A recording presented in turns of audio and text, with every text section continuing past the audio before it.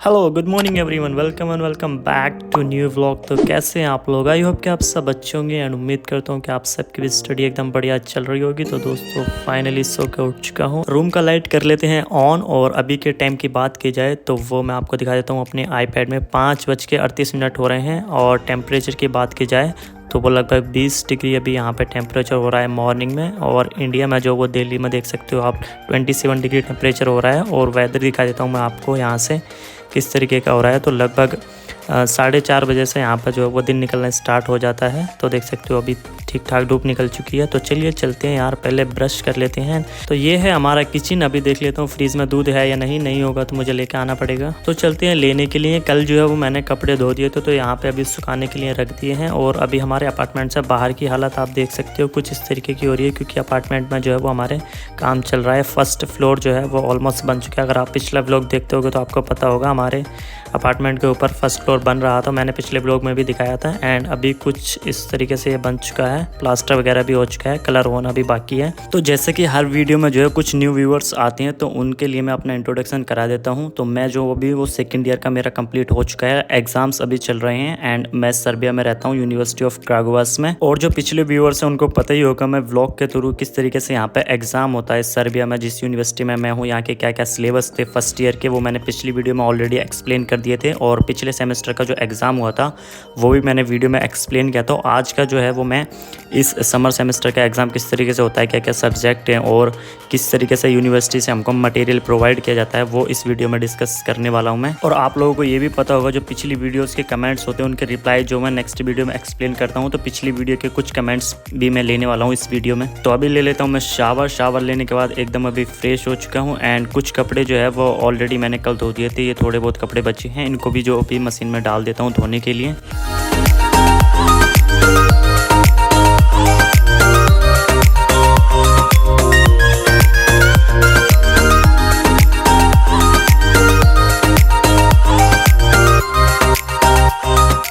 Finally यार breakfast भी हो चुका है कंप्लीट एंड अभी अपना करते हैं स्टडी सेशन स्टार्ट। तो अभी फिलहाल मैं पढ़ने के लिए जा रहा हूँ फिजियोलॉजी। तो फिजियोलॉजी जो है यहाँ पर सेकंड ईयर में है और फर्स्ट ईयर में जैसे कि मैंने बताया था हमारे पास जो है वो एनाटमी थी, जो दो भागों में डिवाइड थी, एनाटमी 1 एंड एनाटमी 2। और फिजियोलॉजी जो है वो हमारे सेकेंड ईयर में है। वो हमारे पहले सेमेस्टर में भी थी, विंटर सेमेस्टर में, और अभी समर सेमेस्टर में भी है। और विंटर सेमेस्टर में हमारे पास बायोकेमिस्ट्री भी थी, लेकिन उसका एग्ज़ाम जो है वो विंटर सेमेस्टर में हो गया।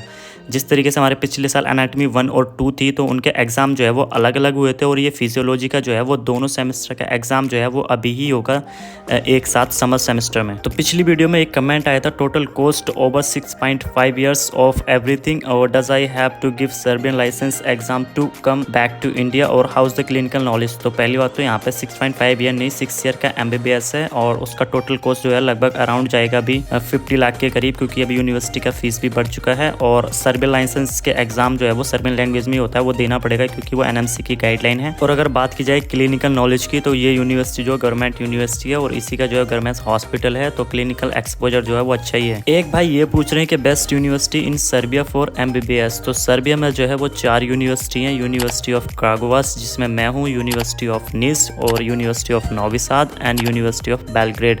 और बात की जाए इनमें से बेस्ट की तो रैंकिंग के हिसाब से अगर हम देखें तो यूनिवर्सिटी ऑफ बेलग्रेड की अच्छी रैंकिंग है और उसकी फ़ीस जो है वो 8,000 यूरो पर ईयर का फ़ीस है, जो हम सेमेस्टर वाइज 4,000 यूरो पर सेमेस्टर जमा कर सकते हैं। और यूनिवर्सिटी ऑफ बेलग्रेड के बारे में अच्छे से जानना है तो वो मैंने इस वीडियो में अच्छे से एक्सप्लेन किया है, तो वीडियो का लिंक जो डिस्क्रिप्शन बॉक्स में मिल जाएगा और पूरी डिटेल में मैंने उसमें समझाया है क्या फीस स्ट्रक्चर है, किस तरीके से एडमिशन वगैरह होता है। तो जैसे कि मैंने बताया था फिजियोलॉजी जो है वो हमारे दोनों सेमेस्टर में थी और एक सेमेस्टर में तो 15 वीक होते हैं। तो इस फिजियोलॉजी के 2 सेमेस्टर के 13 वीक हो गए। तो 13 वीक की जो है वो PDF मैंने डाउनलोड कर ली है यूनिवर्सिटी की वेबसाइट से, जैसे कि आपको स्क्रीन पर दिख रहा होगा। और बात की जाए यहाँ पर कि फिजियोलॉजी का एग्जाम किस तरीके से होता है, तो फिजियोलॉजी का एग्जाम जो है वो 2 फेज में होता है। पहले जो है वो मॉड्यूल होते हैं और मॉड्यूल के उसी दिन अगर आप पास करते हो तो उसके बाद ओरल एग्जाम होता है। और यूनिवर्सिटी जो ओरल एग्जाम में जो क्वेश्चन पूछती है वो सारे क्वेश्चन जो उनकी वेबसाइट के सिलेबस में अपलोड कर देते हैं कि ये क्वेश्चन आएंगे, तो इसमें जो है वो 3 सेक्शन थे फिजियोलॉजी में, जिसमें कि पहले सेक्शन में 100 क्वेश्चन है,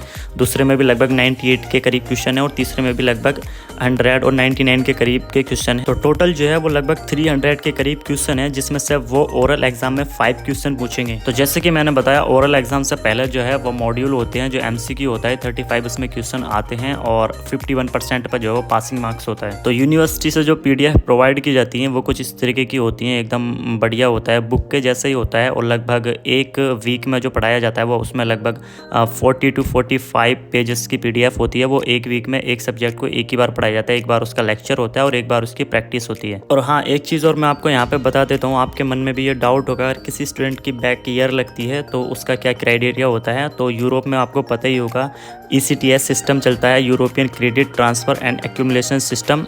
मतलब क्या होता है, एक ईयर को प्रमोट करने के लिए, जैसे भी आप फर्स्ट ईयर में हो उसको आपको सेकंड ईयर में जाना है तो आपके 37 क्रेडिट पूरे होने चाहिए और टोटल क्रेडिट जो है वो 70 क्रेडिट होते हैं।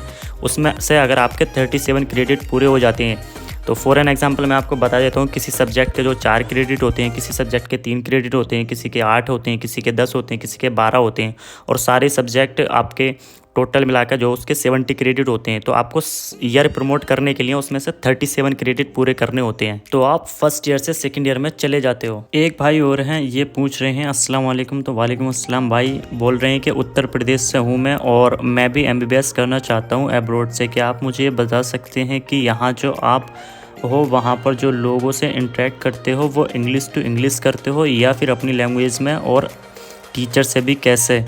प्लीज़ भाई मेरे को बता दो ना। तो भाई अगर हम यहाँ के किसी सर्वेंट से इंटरेक्ट करते हैं, ग्रोसरी का सामान खरीदने जाते हैं या फिर किसी स्टोर पर जाते हैं तो उस टाइम उसको पहले यही पूछ लेते हैं क्या भाई आपको इंग्लिश आती है या नहीं आती है। वो जो पूछते हैं वो हम सर्बियन में ही पूछते हैं, इतनी हमको पता है कि किस तरीके से हमें पूछना है। दाली राजेमुश शख्स की, और अगर उनको इंग्लिश में आती है तो इंग्लिश में ही कम्युनिकेट करती है और उनको सर्बियन आती है तो फिर अगर हमको जितनी आती है हम उतनी बोल लेते हैं और बाकी फ़ोन का जो ट्रांसलेटर होता है उससे हम बातचीत उनसे कर लेते हैं। और बाकी टीचर से दो, या टीचर है तो उनको ऑब्वियसली इंग्लिश आती है, ठीक ठाक अच्छी इंग्लिश आती है यहाँ पे यूरोप में टीचर्स को, तो उनसे जो है वो हम इंग्लिश में कम्युनिकेट करते हैं। और आप जो बोल रहे हो आप अपनी खुद की लैंग्वेज में करते हो, तो यहाँ पे हम हिंदी बोलेंगे तो हिंदी तो भाई कोई भी नहीं समझ पाएगा, या तो सर्बियन में कर सकते हैं। अगर हमको सर्बियन आती है तो हमको जो है वो थोड़ी थोड़ी सर्बियन आती है, जितनी आती है हम उतना बोलते हैं और धीरे धीरे अभी हम जो है वो सर्बियन भी सीख रहे हैं। और एक बात और, जब हम सर्बियन लोगों के सामने उनकी सर्बियन लैंग्वेज बोलते हैं तो वो लोग बहुत ज़्यादा खुश हो जाते हैं, वो लोग अपनी लैंग्वेज को बहुत ज़्यादा बढ़ावा देते हैं। तो फाइनली दोस्तों यार, स्टडी कंप्लीट करने के बाद मैं जो है वो लंच के लिए ग्रोसरी का सामान खरीद कर ला चुका हूँ एंड अभी जो है वो लंच रेडी करते हैं।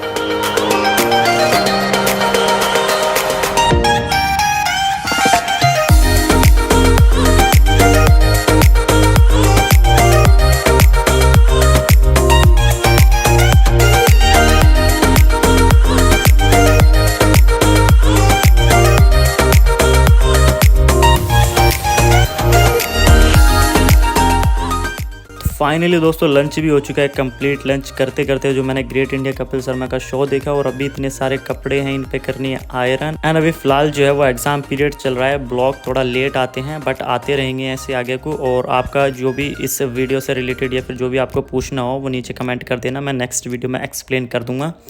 तो मिलते हैं यार जल्दी से एक न्यू व्लॉग में, तब तक के लिए tata bye bye, good night.